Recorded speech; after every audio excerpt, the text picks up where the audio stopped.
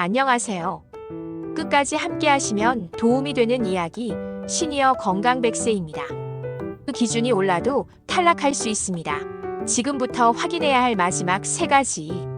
정부는 2027년 기준 중위소득을 역대 최대인 6.7% 인상했다고 발표했습니다. 4인 가구 기준으로는 올해 649만 4,738원에서 내년 692만 9,885원으로 43만 5,147원이 오릅니다. 1인 가구 기준으로도 256만 4,238원에서 273만 6,042원으로 17만 1,804원이 오릅니다. 하지만 기준 중위소득이 많이 올랐다는 발표만 듣고 내년에는 당연히 수급자가 될 것이라고 생각하면 안 됩니다. 선정 기준이 올라도 소득과 재산을 합산한 소득인 정액이 함께 올라가면 여전히 탈락할 수 있기 때문입니다. 정부가 발표한 2027년 선정 기준을 다시 한번 정확하게 정리해 보겠습니다. 1인 가구는 소득인 정액이 월 87만 5,533원 이하면 생계급여 대상이 될 수 있습니다. 월 109만 4,417원 이하면 의료급여 대상이 될 수 있습니다. 월 131만 3,300원 이하면 주거급여 대상이 될 수 있습니다. 월 136만 8,021원 이하면 교육급여 대상이 될 수 있습니다.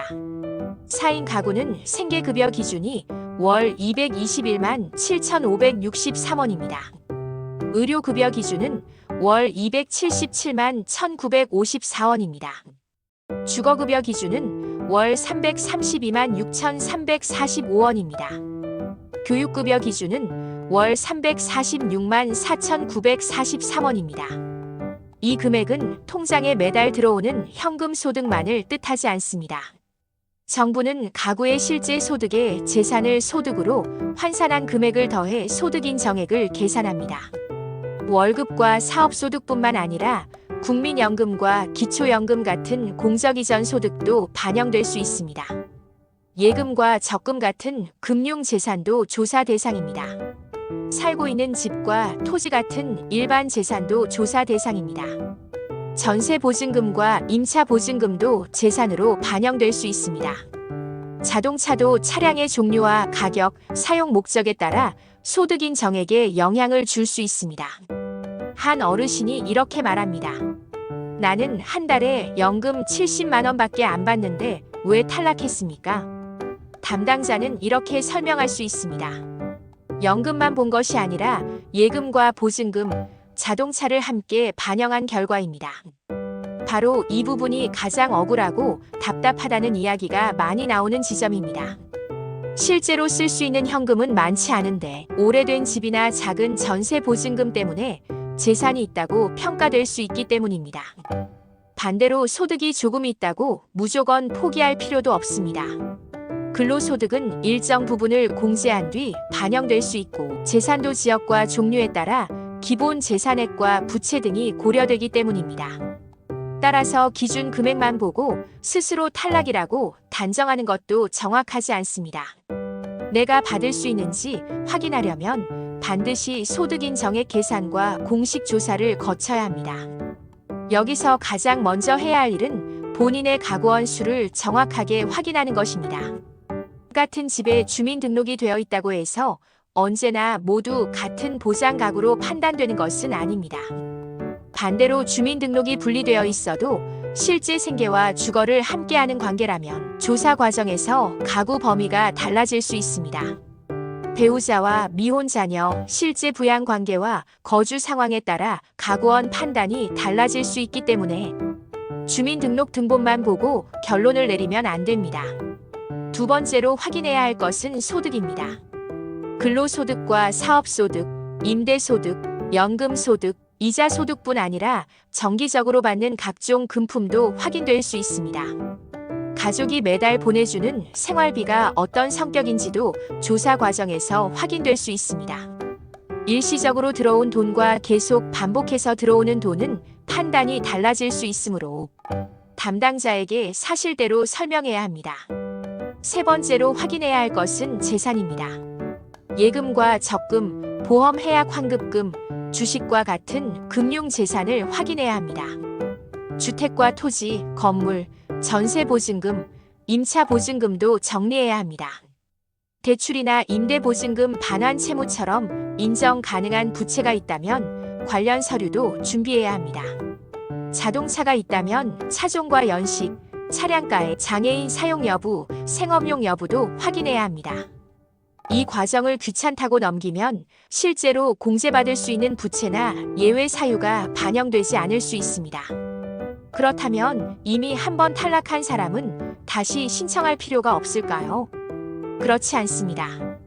2027년에는 선정 기준 자체가 올라가기 때문에 올해 기준을 조금 넘어서 탈락했던 가구라면 다시 확인할 필요가 있습니다. 1인 가구 생계급여 기준은 올해 월 82만 556원에서 내년 월 87만 5,533원으로 5만 4,977원이 올라갑니다. 4인 가구 생계급여 기준은 올해 월 207만 8,316원에서 내년 월 221만 7,563원으로 13만 9,247원이 올라갑니다. 올해 생계급여에서 몇만 원 차이로 탈락했다면 내년에는 결과가 달라질 가능성이 있습니다. 하지만 자동으로 수급자가 되는 것은 아닙니다. 과거에 탈락했다면 다시 신청하거나 변경된 상황을 알리고 재조사를 받아야 실제 지급 여부가 결정됩니다. 나는 예전에 안 됐으니까 이번에도 안 될 거야. 이렇게 생각해서 신청하지 않으면 받을 수 있는 급여가 있어도 지급되지 않습니다. 기초생활보장급여는 원칙적으로 신청과 조사를 거쳐 결정되기 때문입니다. 신청은 연중할 수 있습니다. 수급권자 본인뿐 아니라 친족이나 그 밖의 관계인도 신청할 수 있습니다. 거동이 어렵거나 위기 상황이 확인되면 사회복지 담당 공무원이 직권 신청을 검토할 수도 있습니다. 신규 신청자는 생계급여와 의료급여, 주거급여, 교육급여를 통합해서 신청하는 것이 원칙입니다. 다만 본인이 원하면 필요한 급여만 선택해 신청할 수도 있습니다. 그러므로 생계급여가 안 될 것 같다는 이유로 의료급여와 주거급여까지 포기해서는 안 됩니다. 생계급여 기준은 기준 중위소득의 32%입니다. 의료급여는 40%입니다. 주거급여는 48%입니다. 교육급여는 50%입니다. 생계급여에서 탈락해도 소득인 정액이 더 높은 다음 단계 기준에 들어가면 다른 급여를 받을 수 있습니다. 한 어르신이 묻습니다. 생계급여가 안 되면 기초생활수급자가 아닌 것 아닙니까? 그렇지 않습니다. 주거급여만 받거나 교육급여만 받는 수급자도 있습니다. 본인이 어떤 급여의 기준에 해당하는지 급여별로 따로 확인해야 합니다. 신청할 때는 가까운 읍면동 행정복지센터를 방문하면 됩니다. 현재는 주민등록상 주소지뿐 아니라 실제 거주지의 행정복지센터에서도 생계급여와 의료급여, 주거급여 등을 신청할 수 있습니다. 주소는 부산인데 자녀의 간병을 받기 위해 서울에서 생활하고 있는 경우처럼 주민등록지와 실제 거주지가 다르더라도 실제 거주지 주민센터에서 상담과 신청을 요청할 수 있습니다. 방문할 때는 신분증과 임대차 계약서, 통장사본, 소득과 재산을 확인할 수 있는 자료를 준비하는 것이 좋습니다. 기본 신청서와 금융정보 제공 동의서는 행정복지센터에서 작성할 수 있습니다. 가구 상황에 따라 가족관계 서류와 근로소득 자료, 사업소득 자료, 임대차 계약서, 부채증명서, 진단서 등이 추가로 필요할 수 있습니다. 서류가 모두 준비되지 않았다고 상담 자체를 미룰 필요는 없습니다. 먼저 행정복지센터에서 상담을 받은 뒤 담당자가 요구하는 서류를 추가로 제출하는 방법이 더 안전합니다. 신청이 접수되면 담당 기관은 사회보장정보 시스템을 통해 소득과 재산 자료를 확인합니다. 금융재산 조회도 진행합니다. 가구 구성과 실제 생활 상태를 조사하고 필요한 경우 근로능력도 판정합니다. 조사가 끝나면 급여별 선정 여부와 지급 내용이 결정됩니다. 결과는 서면이나 문자 메시지, 전자우편 등을 통해 통보받을 수 있습니다. 이때 반드시 확인해야 할 것이 있습니다. 신청서를 상담만 하고 돌아오면 신청이 완료된 것이 아닐 수 있습니다. 신청서를 제출했는지 확인해야 합니다. 접수 날짜가 언제인지 확인해야 합니다. 추가로 제출해야 할 서류가 있는지 확인해야 합니다. 조사가 언제까지 진행되는지 확인해야 합니다. 담당자의 연락을 받지 못했다고 그냥 기다리기만 하면 서류 보완이 늦어질 수 있습니다. 연락처가 바뀌었다면 반드시 알려야 합니다. 또 재산을 다른 사람 명의로 돌리거나 통장에서 돈을 급하게 빼면 수급자가 될 수 있다는 말도 믿으면 안 됩니다. 재산을 고의로 숨기거나 허위로 신고하면 급여가 중지될 수 있습니다. 이미 지급된 급여를 반환해야 할 수도 있습니다. 사안에 따라 추가적인 법적 책임이 발생할 수도 있습니다. 정확한 방법은 재산을 숨기는 것이 아니라 인정되는 공제와 부채, 가구 특성을 빠짐없이 소명하는 것입니다. 의료급여를 신청하는 분은 부양의무자와 관련한 내용도 별도로 확인해야 합니다.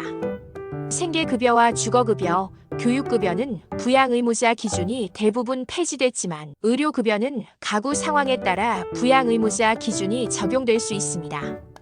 다만 의료급여에서 부양의무자가 수급권자에게 생활비를 준 것으로 간주해 소득에 더하던 부양비 제도는 2026년부터 폐지됐습니다. 이것은 의료급여 부양의무자 기준 전체가 폐지됐다는 의미와는 다릅니다. 부양비가 폐지된 것과 부양의무자 기준이 전면 폐지된 것은 서로 다른 내용입니다. 인터넷에서 의료급여 부양의무자 기준이 완전히 없어졌다는 말을 보고 판단하면 안 되는 이유입니다. 자녀가 있다는 이유만으로 무조건 탈락하는 것도 아니고 자녀와 연락하지 않는다는 말만으로 무조건 인정되는 것도 아닙니다. 부양의무자의 소득과 재산, 실제 부양관계, 가족관계 단절 여부 등 구체적인 사정을 조사할 수 있습니다. 가족관계가 사실상 단절되었거나 부양을 받을 수 없는 사정이 있다면 담당자에게 정확하게 설명하고 관련 자료를 제출해야 합니다. 결과가 납득되지 않을 때도 방법이 있습니다.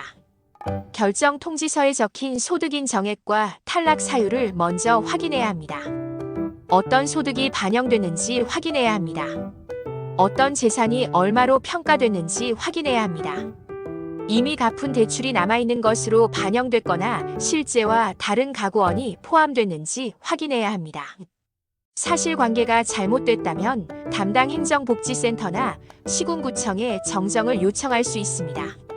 처분에 이의가 있다면 통지 내용을 확인한 뒤 이의 신청 절차도 안내받을 수 있습니다.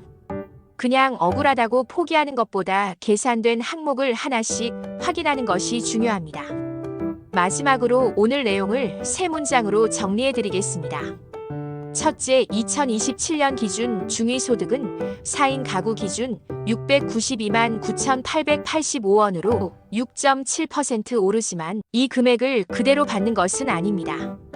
둘째, 실제 선정 여부는 가구별 소득과 재산을 합산한 소득인 정액을 생계 32%, 의료 40%, 주거 48%, 교육 50% 기준과 비교해 결정합니다. 셋째, 올해 탈락했거나 소득과 재산이 달라진 가구는 주민센터에서 다시 상담하고 반드시 정식 신청까지 완료해야 합니다. 가장 확실한 확인 방법은 복지로의 복지서비스 모의 계산을 이용하거나 읍면동 행정복지센터에서 상담받는 것입니다. 인터넷 사용이 어렵다면 보건복지상담센터 129번으로 전화해 기초생활보장 상담을 요청하면 됩니다. 상담은 무료이며 평일 오전 9시부터 오후 6시까지 이용할 수 있습니다. 지금 해야 할 일은 단순합니다. 가구원 수를 확인하십시오.